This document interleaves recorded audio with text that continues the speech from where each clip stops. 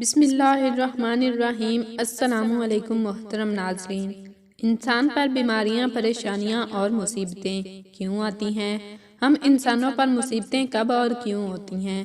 محترم ناظرین، حدیث پاک میں آتا ہے جس کا مفہوم کچھ اس طرح ہے کہ ہر صبح خوشیاں اللہ تعالیٰ کے سامنے ہاتھ باندھ کر کھڑی ہو جاتی ہیں کہ اے اللہ، ہمارے لیے آج کیا فیصلہ ہے؟ اے اللہ، ہمارے لیے کیا حکم ہے؟ آج کے دن ہم کس کی زندگی کی زینت بنے گی، کس کی زندگی کو مالا مال کریں گی؟ تو اللہ تعالیٰ فرماتے ہیں کہ فلاں فلاں ظالمین اور مخالفین کے پاس چلے جاؤ، خوشیوں کو ان کے ہاں بھیج دیتے ہیں۔ یعنی خوشیاں ظالموں اور مخالفوں کی زندگی کی زینت بخشتی ہیں۔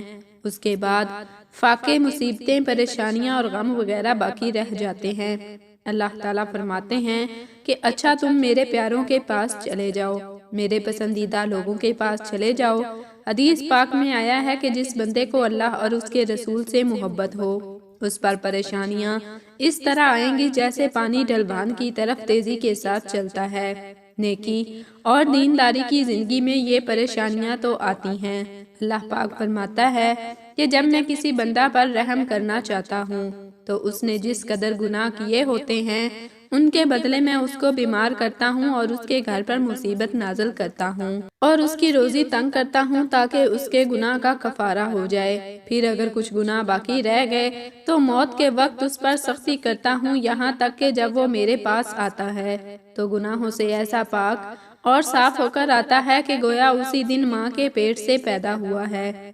اور جب کسی بندہ کو میں عذاب کرنا چاہتا ہوں تو اس نے جس قدر نیکی کی ہے سب کے بدلے اس کو تندرست کرتا ہوں اور اس کی روزی کو زیادہ کرتا ہوں اور اس کے گھر میں امن قائم کرتا ہوں۔ پھر اگر کچھ نیکی باقی رہ گئی ہے تو موت کو اس پر آسان کرتا ہوں، یہاں تک کہ جب وہ میرے پاس آتا ہے تو اس کے پاس کوئی نیکی نہیں رہتی جس سے وہ دوزخ سے اپنے آپ کو بچا سکے۔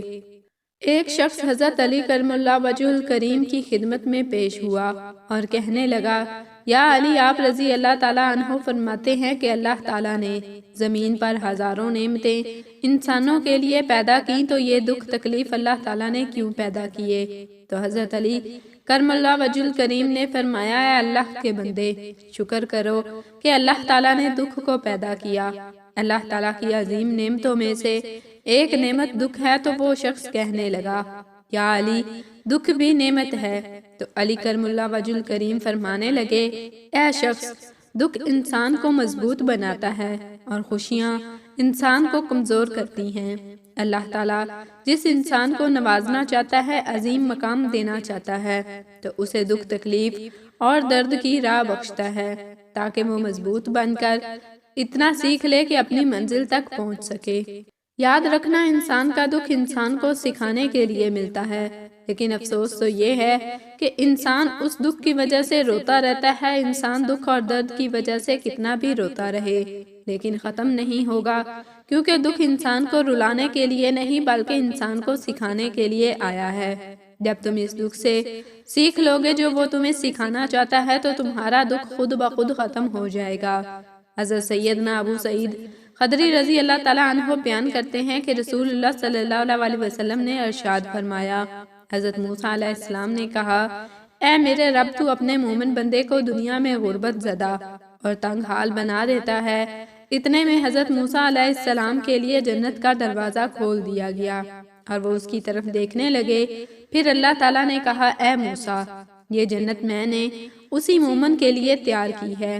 پھر حضرت موسیٰ علیہ السلام نے کہا، اے میرے رب، تیری عزت کی قسم، تیرے جلال کی قسم، اگر اس مومن کے دونوں ہاتھ اور پاؤں کٹے ہوئے ہوں اور پھر اس کو اس کے یوم ولادت سے روز قیامت تک چہرے کے بل گھسیٹ کر جانا پڑے لیکن اس کا انجام جنت ہو، تو وہ یوں سمجھے گا کہ اس نے کبھی کوئی تنگی نہیں دیکھی۔ پھر حضرت موسیٰ علیہ السلام نے کہا، اے میرے رب، تو نے اپنے کافر بندے کے لیے دنیا میں بڑی وسعت پیدا کی ہے۔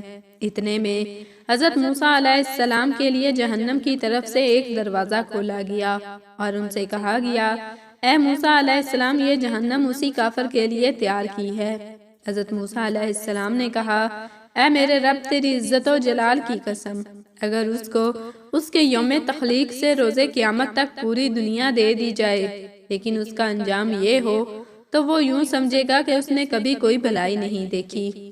حضرت عامر رضی اللہ تعالیٰ عنہ بیان کرتے ہیں، موسیٰ علیہ السلام نے فرمایا امراض اور ان کا ثواب کا ذکر کیا تو فرمایا جب مومن کو کوئی بیماری لاحق ہوتی ہے اور پھر اللہ تعالیٰ سے عافیت اور صحت عطا فرما دیتا ہے تو وہ موت سابقہ گناہوں کا کفارہ ہے اور مستقبل کے بارے میں واضح و نصیحت بن جاتی ہے۔ اور جب منافق بیمار ہوتا ہے پھر اسے عافیت عطا کر دی جاتی ہے تو وہ اس اونٹ کی طرح ہوتا ہے جس سے اس کے گھر والوں نے باندھ رکھا ہو اور پھر انہوں نے اسے چھوڑ دیا ہو۔ اسے پتہ نہیں ہوتا کہ انہوں نے اسے کیوں باندھا تھا اور کیوں چھوڑا تھا۔ اللہ تعالیٰ اپنے بندوں کو مصیبتوں اور آزمائشوں سے امتحان لیتا ہے، جیسا کہ فرمان الہی ہے، ہم بطریق امتحان تم میں سے ہر ایک کو برائی اور بھلائی میں مبتلا کرتے ہیں اور تم سب ہماری ہی طرف لوٹائے جاؤ گے۔ سورۃ الانبیاء۔ جو کوئی اس امتحان میں کامیاب ہوگا جنت اس کا انعام ہوگی۔ اللہ تعالیٰ فرماتا ہے، کیا تم یہ سمجھ بیٹھے ہو کہ تم جنت میں چلے جاؤ گے؟ حالانکہ اب تک اللہ تعالیٰ نے یہ ظاہر نہیں کیا کہ تم میں سے جہاد کرنے والے کون ہیں اور صبر کرنے والے کون ہیں۔ سورہ آل عمران۔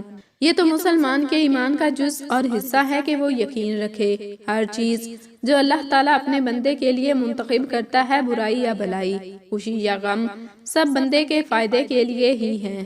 اللہ تعالیٰ نے ہر انسان کے حق میں اتنی ہی مصیبتیں اور مشکلات لکھی ہیں جتنی اس کی استطاعت اور ایمانی قوت ہے۔ یہ ناانصافی ہوتی اگر کسی کو ایک ہی جیسی مصیبت سے آزمایا جاتا اور ناکامیابی پر اسی طرح سزا دی جاتی، کیونکہ کچھ لوگ دوسروں کی نسبت زیادہ صبر کی استطاعت رکھتے ہیں۔ یہ تو اللہ تعالیٰ کا انصاف اور اپنی مخلوق پر مہربانی، شفقت اور رحم دلی ہے، جس کی بدولت وہ اپنے بندوں کو ان کی استطاعت کے مطابق آزماتا ہے اور اسی کے مطابق ان کی نافرمانی کے بدلے میں انہیں سزا بھی دیتا ہے۔ قرآن کریم میں بار بار اس بات کا تذکرہ کیا گیا ہے، چنانچہ ارشاد الہی ہے، اللہ تعالیٰ کسی جان کو اس کی طاقت سے زیادہ تکلیف نہیں دیتا۔ جو نیکی وہ کرے وہ اس کے لیے اور جو برائی وہ کرے اس کا وبال بھی اسی پر ہے۔ سورہ بقرہ۔ اس دنیا کی مصیبتیں یا اذیتیں جھیلنا آخرت کے سخت عذاب کے مقابلے میں بہت ہی کم اور غیر اہم ہیں۔ مزید برآں جب انسان مر جاتا ہے تو اس دنیا کی اذیتیں ختم ہو جاتی ہیں، مگر آخرت کی سزا دائمی ہے، تاکہ ہم اللہ تعالیٰ جو انتہائی مہربان ہے، بہت سارے گناہ معاف کر دیتا ہے۔ اور وہ قرآن کریم میں فرماتا ہے، ترجمہ، تمہیں جو کچھ مصیبتیں پہنچی ہیں وہ تمہارے اپنے ہاتھوں کے کرتوت کا بدلہ ہیں، اور وہ تو بہت سی باتوں سے درگزر فرما لیتا ہے۔ سورہ شورى۔ محترم ناظرین، آپ کو ویڈیو کیسی لگی؟ ویڈیو کو لائک، چینل کو سبسکرائب کر دیں اور کمنٹ سیکشن میں اللہ تعالیٰ کے 99 ناموں میں سے ایک نام ضرور ٹائپ کریں۔ جزاکم اللہ خیراً کثیرا۔